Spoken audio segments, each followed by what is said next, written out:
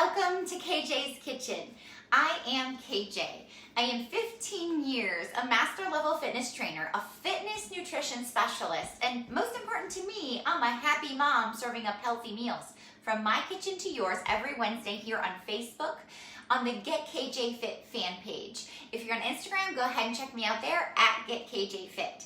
Well, I have a very special guest today. Joelle, my daughter, is going to be joining me in the kitchen.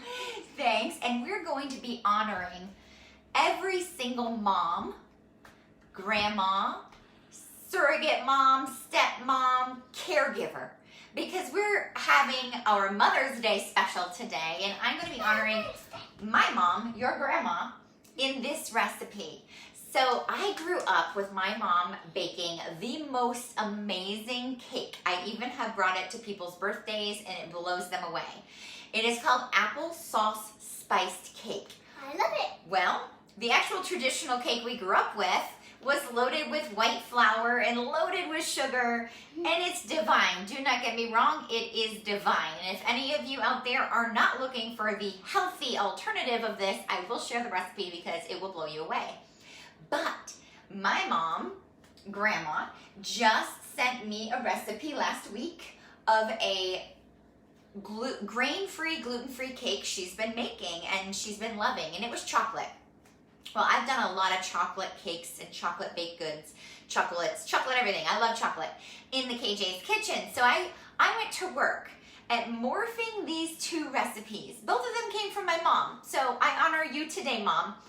And I am going to be showing you an applesauce spiced cake that is 100% grain-free, low sugar. Let's get started. Joelle's going to be helping. Yeah. So it is grain-free. There's a difference between gluten-free and grain-free because you can do things like gluten-free flour, which has a lot of rice or potato starch. Well, we're going to be using almond flour. This one came from Walmart, blanched almond flour. Well, while we're going to do this, I want you to get your oven set to 350 degrees. I'm going to go ahead and do mine over here. Get it warm. And with this almond flour, we're going to do 2 cups. I'll scoop and you pour. How's that? Good. Sounds good? Yep. Okay. And this is an easy cake. What I love about it is it doesn't use up a lot of dishes sometimes. And it tastes delicious. And it tastes delicious. Go ahead and knock that cup in there. Yep. Ooh, So how many cups is this? It's going to be 2 cups. 2 cups of almond flour. Now this one is just regular almond flour. You could be using the super fine almond flour. With the quarantine going on, the lockdown, stay at home, you don't find as many things in the market. So they get bought up easily. Joelle wants to share something. Go ahead. If you don't have this stuff, you don't have that stuff, you might want to wear a mask if you want to go to the store. You want to wear masks when you go into the store. That is an amazing piece of advice, sis. And we made our own masks out of old t-shirts. And the kids have theirs with their special little, icons on them. I'll be right back. Now, we're not using regular sugar. In a traditional cake, I swear, every cake I've ever baked that follows a recipe, I'm sure if you're buying the box cake mix, usually 2 cups of sugar, that is white refined sugar, in every cake. Well, we're cutting that in half. We're doing 1 cup, and we're not using refined sugar. We're using coconut sugar. Coconut palm sugar is glycemic friendly, meaning, yes, it still has calories and carbs. It's a sugar. It comes from the coconut plant, but it does not spike your blood sugar the way real refined sugar does. So if you're going carb-free, maybe you're going to reach for something more like monk fruit or swerve, which is erythritol, the sugar alcohols. But if you're just looking to have a healthy, non-glycemic spike and you're not a carb-free human, you will be opting for the coconut palm sugar. This one, again, came from Walmart, comes organic, which is great. We're doing 1 cup of coconut palm sugar. Well, I think I missed a little bit in there. Fill in the gaps. How does There you go. coconut sugar come from coconuts?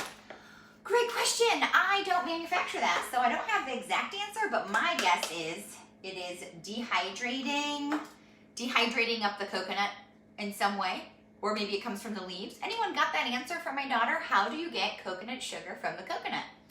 Some form of dehydration process, I promise. Okay, let's move into a binding agent. Now this is new to me. My mom bakes with this because she does so much gluten-free baking because she lives a gluten-free lifestyle. So xanthan gum, this you can grab at Walmart. And this was the brand, the easy one at Walmart, maybe a few bucks, maybe $5, I don't know. We're gonna do 1 teaspoon of xanthan gum.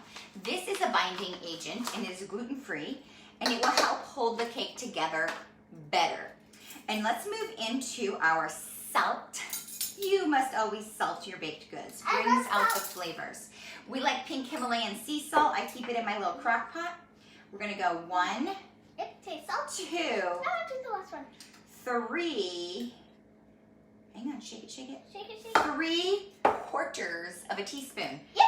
So 3/4 of a teaspoon of that. Keep your 1/4 teaspoon out, and you're gonna do a 1/4 teaspoon of baking powder. This is the Trader Joe's aluminum free.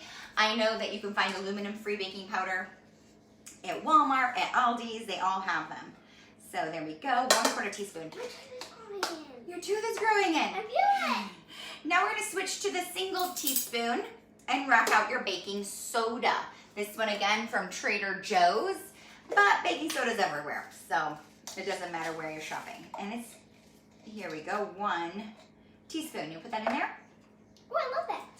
So that's the sweetness. Those are the binding and the elevating of the cake. Let's move into the spice. This is an applesauce spiced cake. So here's the deal. If you love carrot cake, you will love this. There are no carrot pieces in there, but it does bring forward. What did we say when you tasted it the first time, sis? She said, this reminds me of the Christmas cookies in Denmark. I love those Christmas cookies. With all these delicious Christmas flavors, yeah, we are gonna rock that. Well, they can't really see it close. I'll get it closer. But can I just do one? Oh. So here we go. We're gonna rock out ground cloves and ground cinnamon and, oops, allspice. Mommy, we have tons of messages. Tons of messages. People are joining us. Say hi to everybody. Hi. So we're gonna do a 1/2 teaspoon of cinnamon. We like cinnamon. It's slightly a little round, Oh, but cinnamon. I'm not bothered that it's a little round. I don't like cinnamon and oatmeal though.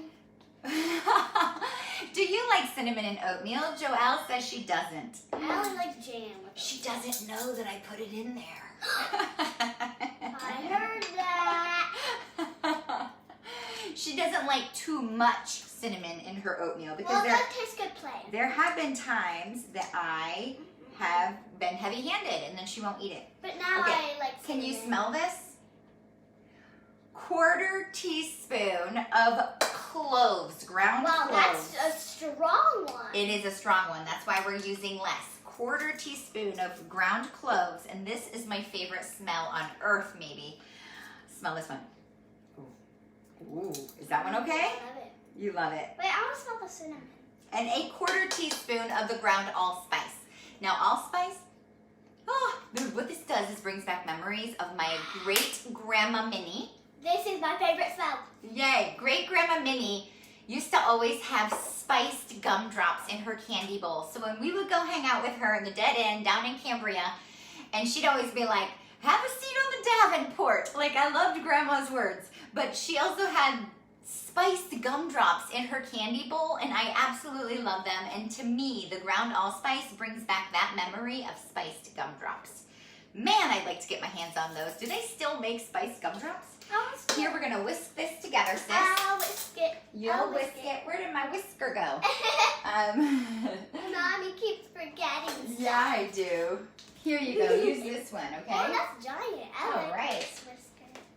So whisk it. You got to get down into the bottom of the pan Mama. and stir in small circles, okay? Hold the bowl. While she's whisking, we're going to get busy at putting together the wet ingredients. Well, I wouldn't. So easy enough, and I'll grab a little mini whisk for this. Oh, I really want to do the eggs. So we're going to switch spots. Yay. You whisk these together. Joelle is doing 2 eggs. I put it in a nice deep dish so that while she whisks, it won't whoop, whoop. Fly Yeah, fly away. like a And rainbow. I will whisk together the dry ingredients really quickly. I'll beat you guys up.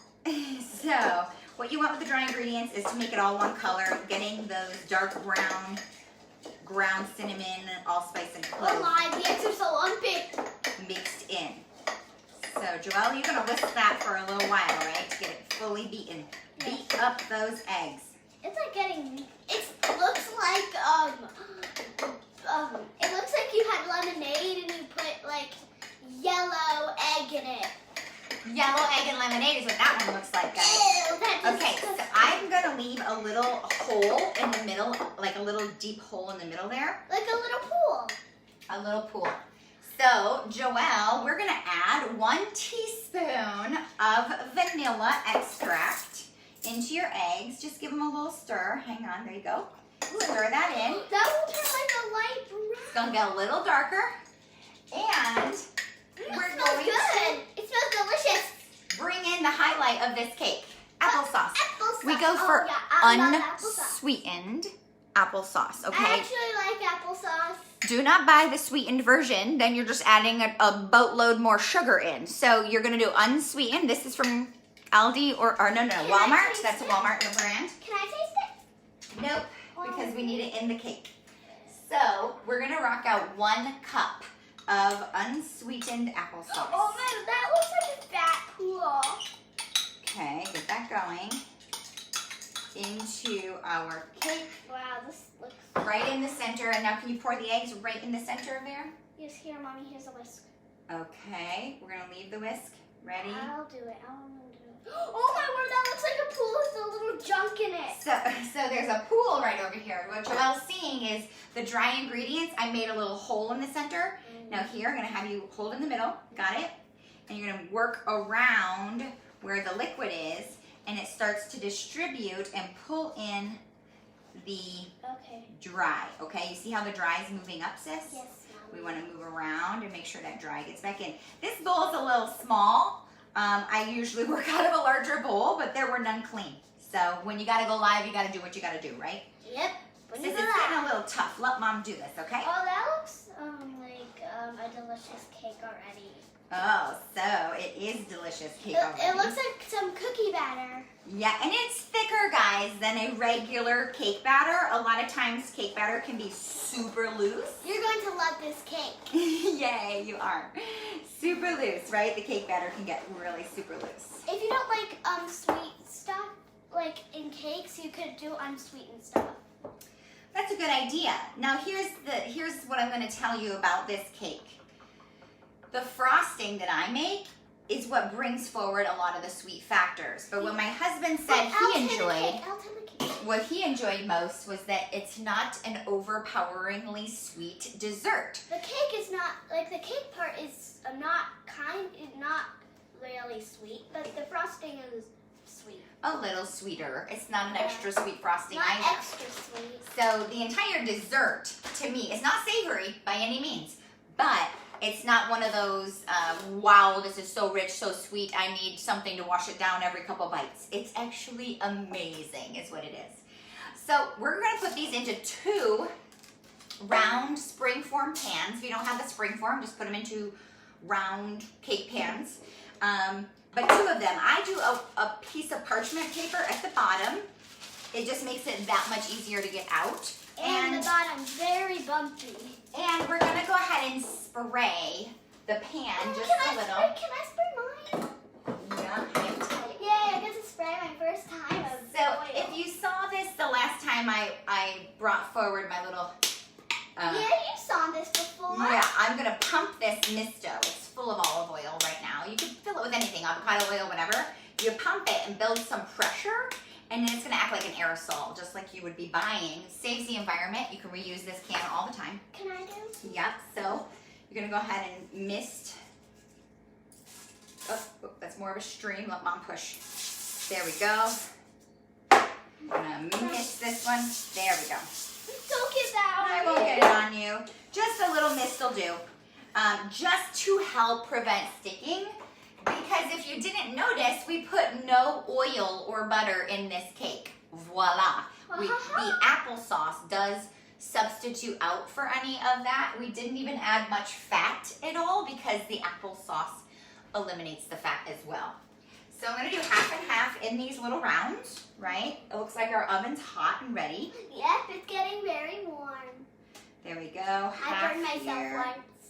She did burn herself once on Father's Day, right? Can I tell them? You can tell them the story. So, my mom made biscuits and she put them on that counter, and I was looking at them and I didn't know I was gonna burn my chin. And the little... You put your chin right on the biscuit pan. Yep, and it was burning very hot. Yeah, it hurt. We grabbed ice really quickly to make sure it didn't burn you more. And I didn't even lay my chin that long on it, so it didn't get a skull, that big skull, but it did get a little skull. I want you to check out the consistency of this batter so you know if you're doing this at home, you're making it right. You see that it's actually rather thick. So I have to press it around a little and spread it just a little so that it does get to the shape of the actual pan. If you just plop it in, you don't, hang on. Oh, You want it to be even. So once you've pressed it to all parts, you're gonna take the extra time to make sure that the sides aren't low and the middle is high. So I'm actually evenly pressing this. Sis, you know how? Yeah, and it kind of looks like a giant cookie. Oh, it does kind of look like a giant cookie, right? The color of it looks like cookie dough. Yeah, and it looks like we're baking a giant cookie. And because it's not really that tall, it looks more like a cookie than a cake, doesn't it? Yeah, it's a delicious cake. It's a delicious cake. So, here we go. It's not a real cookie, but sometimes you could bake a giant cookie. Yeah, I think that looks even. Does that look even to you, sis? Oh my, that looks so like a real cookie. It does. Okay, rock and roll. We're popping these in the oven, middle rack, for 30 minutes. And be careful because you don't want to burn yourself. You don't want to burn If yourself. you have oven mitts, that is better than using your hands. Echo, set timer, 30 minutes. So you have 30 minutes in the oven. Starting now. While that's in the oven, although you will wait for the cake to completely cool before doing so, you're going to be making your frosting.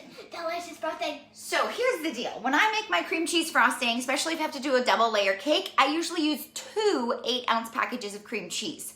Well, I would have had to run to the store, which I did not want to do. Quarantine shopping's no fun. So I only had 1.5 blocks of cream cheese. That would be 12 ounces. So I substituted the other 4 ounces with 4 ounces of, so it would be, 4 tablespoons of butter. So it's a half a stick of butter, room temperature. All right, so we're gonna start with adding in our vanilla. Vanilla, I want some vanilla tasting. She loves to taste anything in the kitchen. Do your kids love to just put their fingers in everything? Luckily, we wash our hands Can I taste?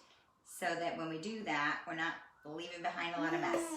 So 1 teaspoon vanilla. And I'm gonna go ahead and get the mixer, the mixer going. Hang tight right there, sis. What? A French word.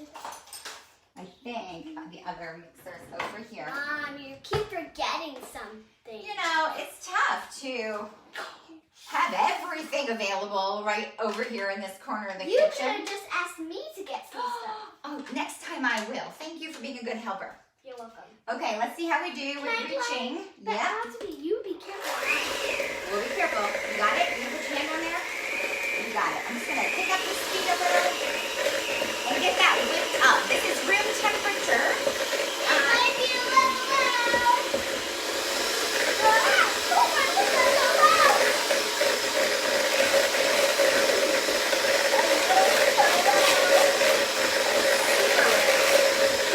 Okay. I want to taste it. No, that's just butter and cream cheese. That's not gonna taste so good. There's no sugar in there. So I whipped it all so it's combined. Right now this is 1 unit instead of 3. It's no longer the separate ingredients. It's 1 unit. Now when I add in the sugar, it's just combining 2, right? So typically a cream cheese frosting, I've been around, I've seen many, calls for 2.5 cups, up to 4 cups of powdered sugar. Mind blown. That's extra sweet. You'll lose the flavor of the cream cheese. Why would you ever want to do that? Now here's the thing. If you are one to prefer buttercream, go for it. But I find that cream cheese frosting goes so well with carrot cake. It goes so well with this apple spice cake. I highly suggest. And if you don't have 2 blocks of cream cheese, you could do 1 block of cream cheese, 1 full stick of butter, but that really pulls forward the butter flavor. This is 3/4 and 1/4 ratio, so 3 to 1 cream cheese to butter, and I think that it's not too, it doesn't pull the flavor off too much. And it tastes very sweet. And I didn't want to just omit that volume because I needed to frost. Whoops. Oh my word. I'm dumping. I'll help you. Yeah, thanks. So that was 1/2 cup. And there was maybe a little extra in there, so. So maybe it'll be extra sweet. Well, no, I cut that one down a little less. 3/2 cups, that's 1.5 cups of sugar. If you are absolutely low carb, like no carb, and you need a keto cake, you are going to be not using this, you will be using your monk fruit or your erythritol, your swerve. And in here, swerve also makes a confectioner's sugar, which is the sugar alcohols, erythritol. We prefer the real sugar in this home. We just do it in moderation, right? Because we're not a keto family. Here we go. A little bit of sugar out, a little bit. It's like getting like popcorn. Popcorn. Yeah, it looks like popcorn. So it does break up a little until you get it smooth. But if you keep going, it's going to get nice and smooth. I'm going to taste it after. You can taste it. Let's pick up the speed. Oh, that's so nice, and I love it. So much. I love it too. And I love you. It is a pretty color. Okay, let's give it a little taste. Try it off the batter stick, just a piece. I want that one. Taste it. How's that taste? Extra sweet. Does that taste okay? Mm-hmm. Sweet enough, right? Mm-hmm. You're hearing this from a child. 1.5 cups of powdered sugar is sweet enough. I want one more. When that cake comes out in 30 minutes, you're going to get it onto some drying racks. And what I like to do if you do have spring form is immediately kick off the form. Leave it on its circle for at least 5, maybe 10 minutes. Flip it upside down. With a little rubber spatula, just rub around the edges if it's a little stuck, if the paper didn't go all the way to the edge. And then peel that off, leaving it open with no pan on it to cool until completely cool. Now, by the time you frosted it with the delicious frosting, you can go ahead and throw on some sprinkles. This is gold dusted. Of course, that's edible gold flakes. Yes, and it's delicious. Gold dusted. You see it's double layer cake. Because it doesn't rise the same as regular flour, it is a rather shorter cake, still double layered. And I told you the sweet factor is coming from the frosting. So by having the frosting in 2 layers, you are getting a very decadent, moist cake, but it's not overly sweet. Let's give it a taste test, shall we, sis? Yay! Finally, cake. Finally, a second. Okay, let's cut ourselves a piece. This is my second piece of cake. Second piece of cake. She's a lucky girl. Okay, let's get this piece on the plate. And it's my mom's second. I want that one. Okay, and we're gonna get a fork. Got it? Okay, we're gonna show off this delicious piece of cake that we are serving up. Take a fork bite full. Let's taste it for the camera. Oh. Wow, that was a big one, Joelle. This is good. Okay. How do we describe this? No. It is so moist because the applesauce brings forward so much moisture. And the spices that come forward are not overpowering, but just enough to enjoy, right? So you don't really feel like you're eating a giant Christmas cake. It's a subdued flavor. I'll go ahead and let you eat another bite, but we must eat lunch before we have the rest of our cake. But can I have that my cake? This will be your cake after lunch, right? Oh, So thank you for joining us today. And thank you. to all the mommies, caregivers, and you know what? And Ironically, well, it's not Father's Day. We'll have that in June. Now, ironically, if you haven't noticed, I noticed this. It was very, very like ironic. It's also Teacher Appreciation Week. So thank you to all of our teachers, because to me, male or female teachers, they take the place of the parent when our kids are away at school. So thank you to all of our teachers. Even in their virtual learning experiences, you're doing so much for our kids. And then I just realized it's also Nurse Appreciation Week. So thank you to all of our nurses out there who are on the front line, helping those who are in need during this time and helping keep all of us safe. We can help keep them safe by staying home and having less people in the hospitals. But nurses are also so maternal and caring. I mean, the heart of service. So Mother's Day, Teacher Appreciation, Nurse Appreciation, bake a freaking cake for someone you love and let it be a healthy cake that will nourish their body. Join us here again next week. If you are not on my email list, I'll be putting the link down below. You can go ahead and click on there and you will get onto my email list. This will end up in your inbox and you will get a new free recipe every single week from KJ's Kitchen. I am on a mission to help create healthier meals for happier families. And we'll see you again next week. Happy Mother's Day. Mr. Rasmus. And take care.